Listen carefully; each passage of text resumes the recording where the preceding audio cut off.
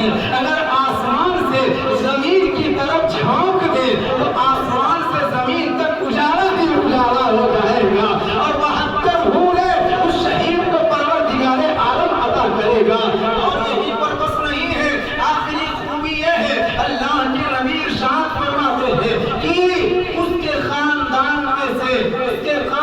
میں سے 700 لوگوں کے لیے ان کی شفاعت قبول کی جائے گی، یعنی میدان محشر میں اپنے وہ 700 لوگوں کی شفاعت کرا کر جنت الفردوس میں اعلیٰ مقام دلائے گا، اپنے 700 لوگوں کو جنت الفردوس میں اپنی شفاعت سے جنت میں اعلیٰ مقام عطا فرمائے گا۔ معزز سامعین کرام، اور میں آگے بڑھاتا چلوں، اللہ کے پیارے نبی حضور سرور کائنات صلی اللہ تعالی علیہ وسلم ارشاد فرماتے ہیں کہ جو لوگ لڑائی میں قتل کیے جاتے ہیں، جو لوگ لڑائی میں مار دیے جاتے ہیں، ان کی 3 قسمیں ہیں، ان کی کتنی قسمیں ہیں؟ 3 قسمیں ہیں۔ اللہ ہمارے نوجوانوں کو حضرت امام حسین کا صدقہ عطا فرمائے، حضرت علی اکبر کا صدقہ عطا فرمائے، کم سے کم ان کے دل میں میری بات لگی اور یہ اپنی جگہ چھوڑ کر مدرسے کے اندر چلے آئے، اللہ ان کو تشریح شہید کربلا کا صدقہ عطا فرمائے۔ اور میں اپنے گفتگو کو آگے بڑھاؤں، 3 قسمیں اللہ کے نبی نے ارشاد فرمایا۔ پہلی قسم یہ ہے کہ وہ مومن جو اپنی جان اور مال سے اللہ کی راہ میں لڑے، اور جب دشمن سے مقابلہ ہو خوب مقابلہ کرے، خوب مقابلہ کرے، یہاں تک کہ ماشاءاللہ، یہاں تک کہ اسی حال میں قتل کر دیا جائے، اسی حال میں مار دیا جائے، تو یہ وہ شہید ہے جو صبر و مشقت کے امتحان میں کامیاب ہو گیا۔ یہ شہید اللہ کے عرش کے نیچے اللہ کے خیمے میں ہوگا، اور اللہ کے پیارے نبی حضور سرور کائنات صلی اللہ تعالی علیہ وسلم ارشاد فرماتے ہیں کہ اس شہید سے انبیاء کرام صرف مرتبہ نبوت میں زیادہ ہوں گے، اور اس سے متعلق جو کمالات ہیں اس کے علاوہ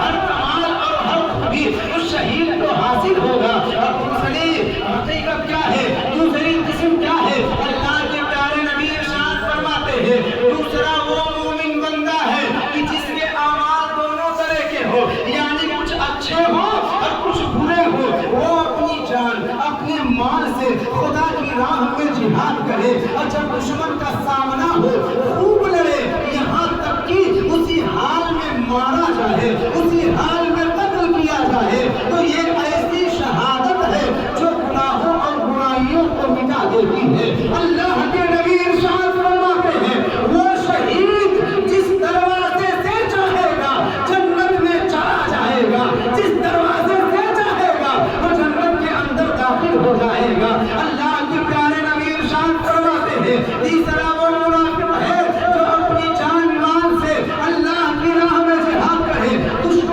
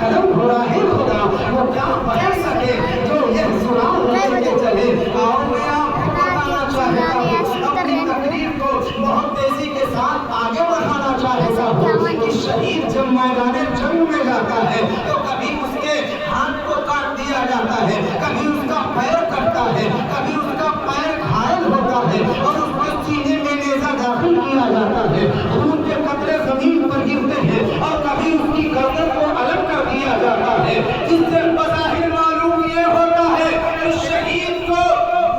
بہت زیادہ تکلیف و اذیت پہنچتی ہے, لیکن حقیقت میں اسے ان تکلیفوں کا پورا احساس نہیں ہوتا ہے, اسے معمولی سی تکلیف کا احساس ہوتا ہے. اللہ کے پیارے نبی سرور کائنات صلی اللہ تعالی علیہ وسلم ارشاد فرماتے ہیں کہ جب شہید کو قتل کیا جاتا ہے, جب شہید کو شہید کیا جاتا ہے تو اسے ان زخموں کا پورا احساس نہیں ہوتا ہے, بلکہ اسے معمولی سی تکلیف کا احساس ہوتا ہے. اللہ کے نبی ارشاد فرماتے ہیں جتنا کہ تم چوٹی کے کاٹنے کی تکلیف کو محسوس کرتے ہو,